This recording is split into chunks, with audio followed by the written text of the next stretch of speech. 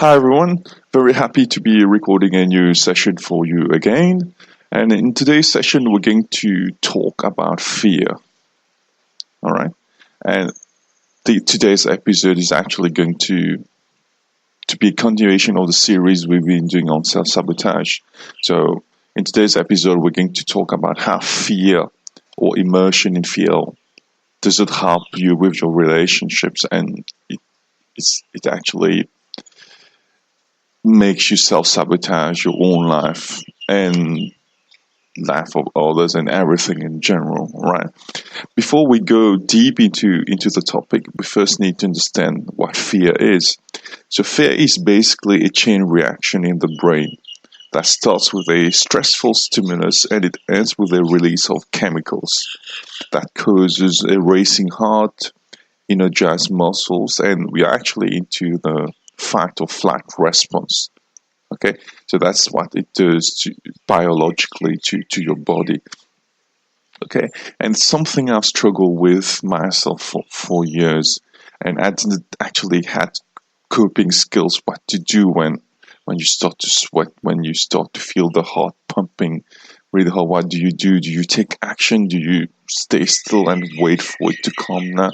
So I didn't have the coping skills at that time. So today's episode is actually quite personal to me, and in today's episode we're going to talk about it, describe fear, just like we just did,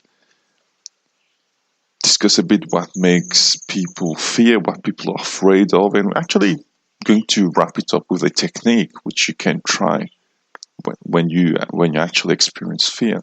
All right. So now, since we've already defined fear,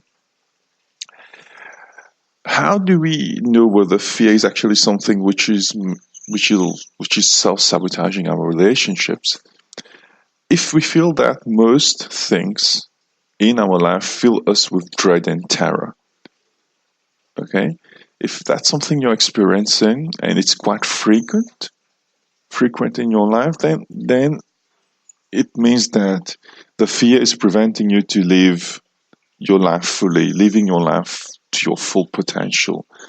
Okay, then it's something we need to tackle. It's something it's preventing you to achieve your next level. Then you need to look after it, and then you need to actually execute certain things, take care of yourself, and actually prevent that fear to cause you more harm. Okay, so if it's something which is quite predominant in your life, then actually you need to listen to this, and we need to do something about it, just like I did years ago. All right, so we've defined fear, and now you're the only person who would know whether it's quite dominant in your life or no. Now we're going to discuss about what things people could be actually afraid of. All right. I'm going to list a couple of things, and you try to check which ones actually connect with you. Right. So it could be about perfectionism.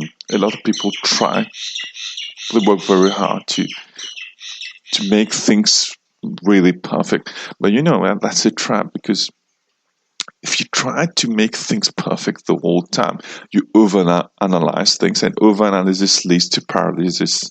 In fact, so you don't take action, you become more frustrated with yourself. So perfectionism is one of the things.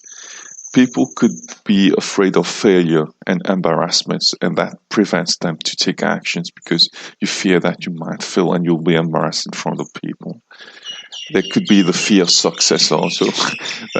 It can be a bit funny also, but some people are afraid to succeed.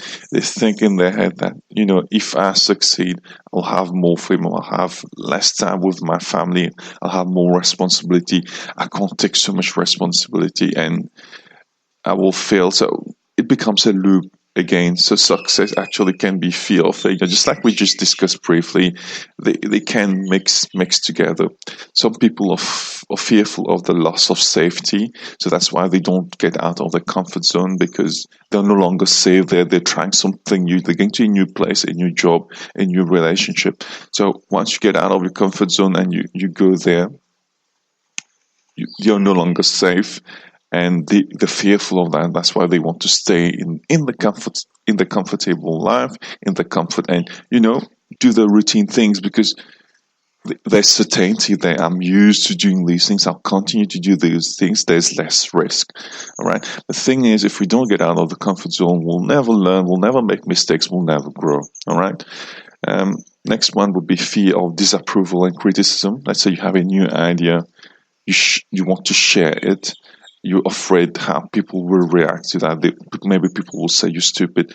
People will criticize your idea. So that's why you play safe once again. You keep these things with you. All right. Next one will be shame. We're shameful. Okay, we feel shameful. Maybe we're afraid of disclosing certain things. That's why we don't talk. That's why we don't talk about our problems. How would people view us? Or people will try to label us as weak, or judge us based on the things we've done. And actually, one of the greatest therapies is actually talking to people, sharing things. But you actually need to know who you're talking to. So that's something crucial. The next one would be the feeling of inadequacy and low self-worth. Low self-esteem, I talk about it from time to time, but low self-esteem is something which messes up your life so much. I mean, what are you actually afraid of?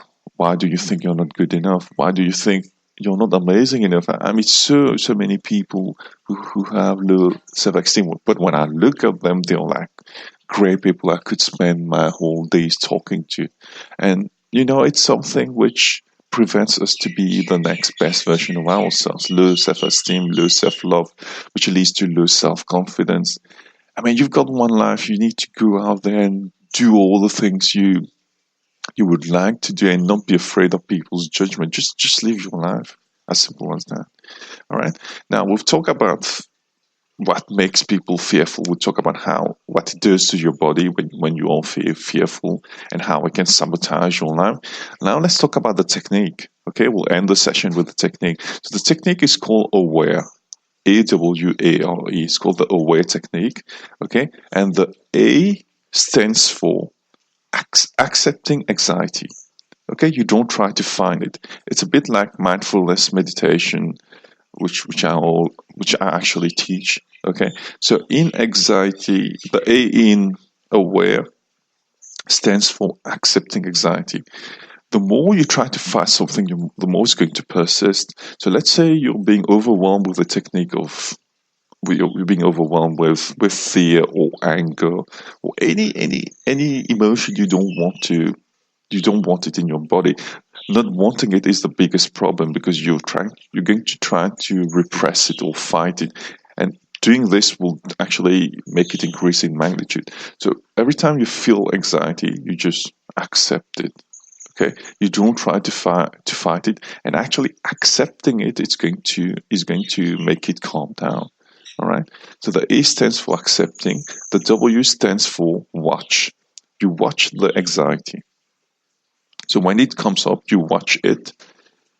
You notice it. You breathe. You breathe in, and as you breathe out, you stretch your breathing out. Okay. There's actually a YouTube video I made on breathing for anxiety. Okay. You can just PM me and I'll send you a link if you're interested in that. It's basically you breathe in, you count 4, and when you breathe out, you count 6 or 8, and you keep doing it. You focus on the out breath, and that actually helps to release the anxiety. So the W stands for watching the anxiety. So when you feel anxious, you just watch it. You feel the fear. Let the fear come without judging, without trying to fight it, and breathe in and breathe out, stretch the breath out, and the fear is going to go. The A in AWARE stands for act normally. Okay, and it's something I've been doing subconsciously even before discovering the technique.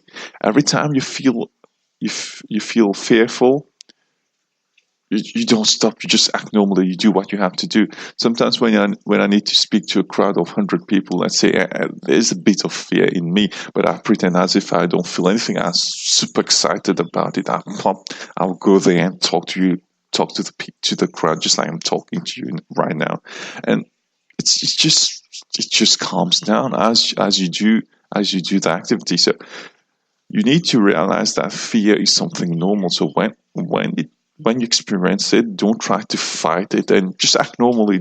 Get on with it and continue to do your things. So the A stands for acting normally.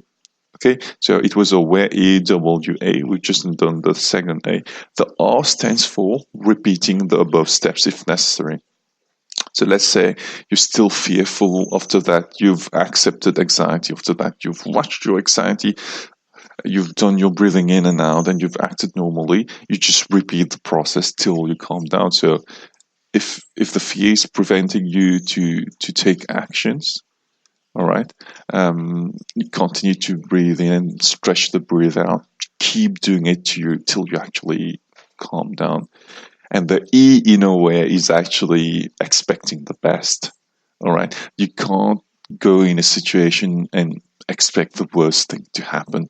Once again, we'll talk about. Let's say I need to go and talk to a crowd. In my head, before I talk, let's say I think that, oh no, it's not going to work out. People are not going to like it, and it's not a good topic for this crowd. I should have chosen something else. Let's say I go there with that mindset. I won't have the energy to go and talk and actually share and help people. All right. So you need to be expecting the best and go out there, do whatever you have to do, and then that's it. Okay, so the technique was aware. A standing for accepting anxiety. W is for watching your anxiety. The other A is for acting normally. The R is for repeating the above steps if necessary. And the E was for expecting the best. All right, so I do expect the best for you right now also as we end the podcast. I was extremely happy to record this one for you. Okay, it was so much fun. It's not that fun when you fear things, but I really hope that it helps you. All the things we've discussed just as they help me. All right. See you soon, friends. Lots of love from me, Girish. Bye.